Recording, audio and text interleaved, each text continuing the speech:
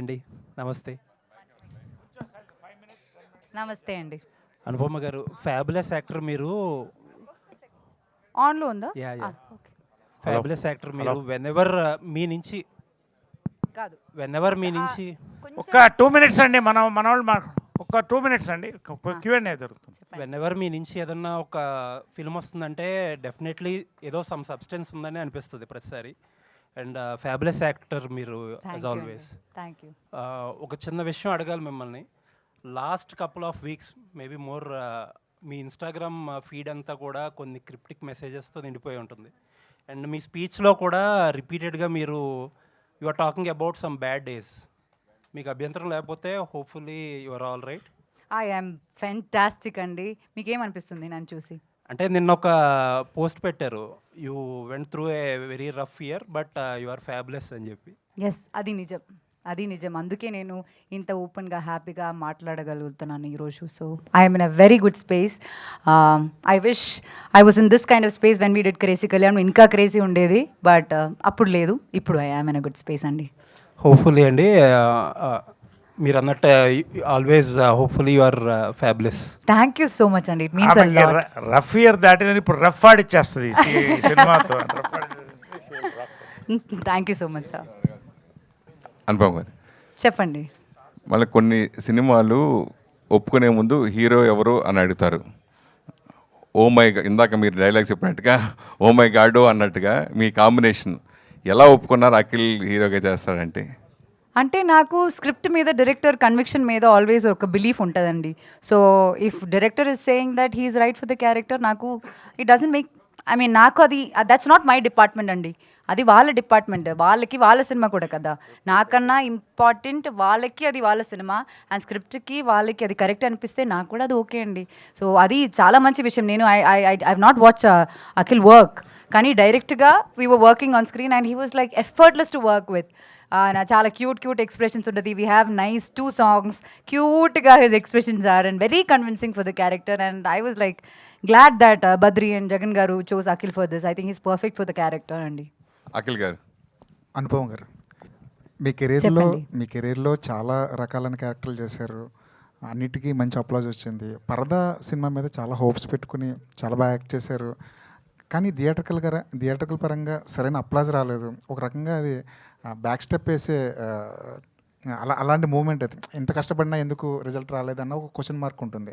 ఒక దశలో lady orient సినిమాలకి జనం రారేమో అన్న ఒక క్వశ్చన్ మార్క్ కూడా రేజ్ అయింది. సో అలాంటి టైంలో ఈ మధ్యకాలంలో మా ఇంటి బంగారం లాంటి సినిమా మళ్ళీ రావడం ఒక కొత్త హోప్ తీసుకొచ్చింది లేడీ ఓరియంటెడ్ సినిమాల మీద.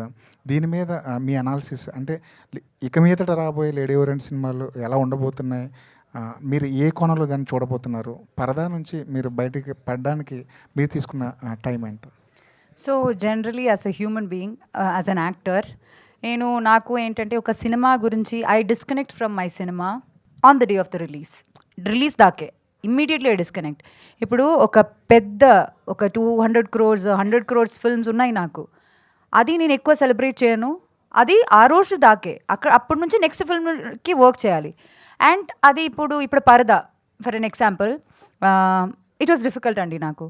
పర్దా చాలా ఫిల్మ్స్ నాకు డిజాస్టర్స్ ఉన్నాయి, ఇవన్నీ ఉన్నాయి, కానీ పర్దా మీద చాలా హోప్స్ ఉండింది. అండ్ అది అలా వర్క్ అవ్వలేదని మామూలుగా నేను తీసుకునే టైం కన్నా కొంచెం ఎక్కువ, మేబీ 1-2 days నేను దాని గురించి బాధపడ్డాను. బట్ యాజ్ అన్ యాక్టర్ నేనేం ఆలోచిస్తున్నానంటే, నేను ఏం కాంట్రిబ్యూట్ చేశాను, నేను నా 100% ఇచ్చానా లేదా? నేను ఇచ్చాను, కానీ probably there are certain things that every one couldn't connect. But మీరు చెప్పినట్టు లోకా అవ్వచ్చు, మా ఇంటి బంగారం అవ్వచ్చు, these movies are giving hope.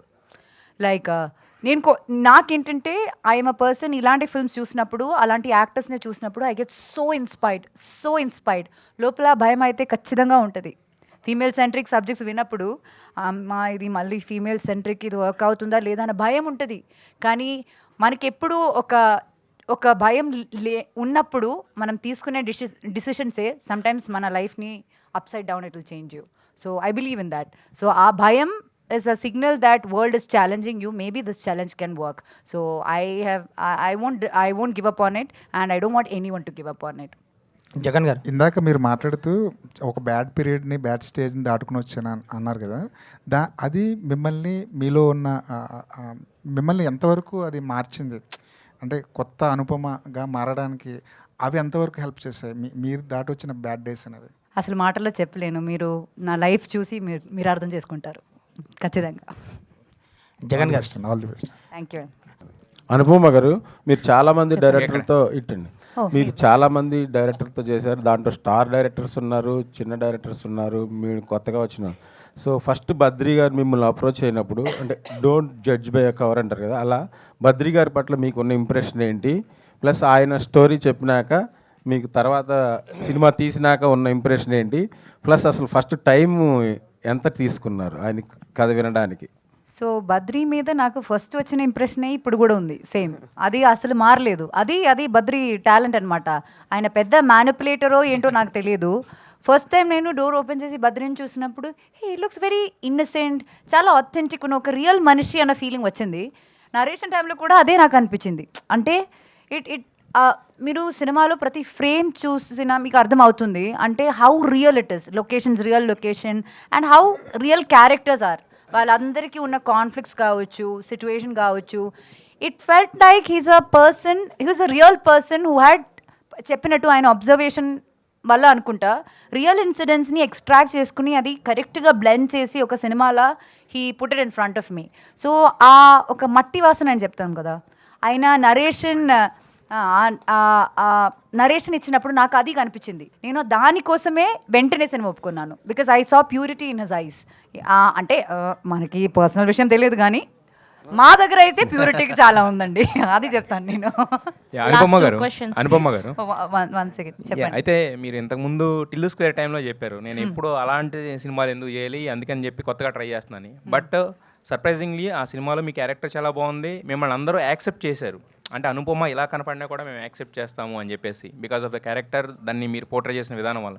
But after that మళ్ళీ అంటే మీరు ఇంతకుముందు ఏవైతే ఒక మిడిల్ క్లాస్ రోల్స్ లేదంటే కనుక ఒక మట్టి వాసన మీరు చెప్పిన విలేజ్ డ్రామాస్ మళ్ళీ వీటికే వచ్చేసారు. అంటే ఆ డిఫరెంట్ పికింగ్ అనేది మళ్ళీ మైండ్ సెట్ మార్చుకోవడానికి రీజన్ ఏమైనా ఉందా? లేదండి, అట్లా మైండ్ సెట్ ఏం మార్చుకోలేదు. Even now I'm experimenting. నేను ఇప్పుడు సైన్స్ చేసిన ఫిల్మ్, అప్కమింగ్ మూవీస్ ఉన్నాయి కదా, ఆర్ ఇప్పుడు ప్రీవియస్గా ఇప్పుడు సంపత్ గారితో చేసిన ఫిల్మ్లో వేరేలా ఉంది క్యారెక్టర్. అండ్ ఇప్పుడు నేను సైన్ చేసిన క్యారెక్టర్స్ అయితే చాలా ఎక్సైటింగ్ క్యారెక్టర్స్. ఒక్కొక్క క్యారెక్టర్ ఇప్పుడు దీనికి నా నెక్స్ట్ క్యారెక్టర్కి అస్సలు సంబంధం ఉండదు. ఆ ప్రామిస్ మాత్రం నేను ఇవ్వగలను. ఇప్పుడు కూడా అదే ఎక్స్పెరిమెంటలే. నేను మీరు ఎక్స్పెరిమెంట్ చేస్తున్నారు, బట్ ఎక్స్పెరిమెంట్ చేసే జోనర్ అంతా కూడా సేమ్ ఉంది కదా, ఆల్మోస్ట్ విలేజ్ అట్మాస్ఫియర్. అంటే అట్లాంటి మంచి స్టోరీస్ రావాలి. టిల్లు స్క్వేర్ చేసినప్పుడు it was a very strong character. అంటే ఆ బ్యాక్ క్లాష్ని ఫేస్ చేయాలంటే ఆ క్యారెక్టర్ అంత స్ట్రాంగ్ ఉండాలి. ఇప్పుడు it is equal to heroes character కదా. I'm the villain of the film. ఒక అమ్మాయికి అంత స్క్రీన్ స్పేస్ ఒక సినిమాలో అంత స్ట్రాంగ్ క్యారెక్టర్ రావడం అది చాలా కష్టం.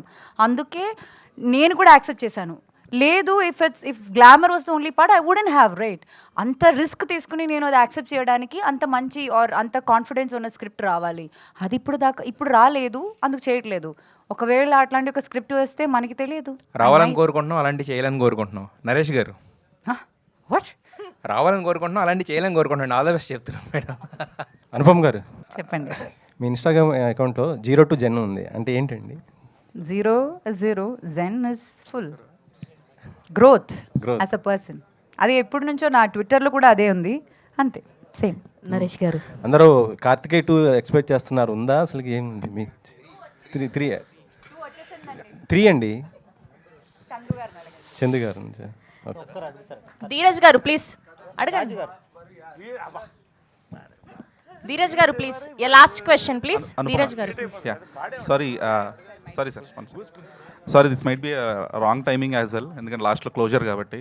Because you are someone who stayed very private yet connected to the fans through your social media accounts. ఎందుకంటే యూ హ్యావ్ డన్ రీల్స్ అంతా కూడా.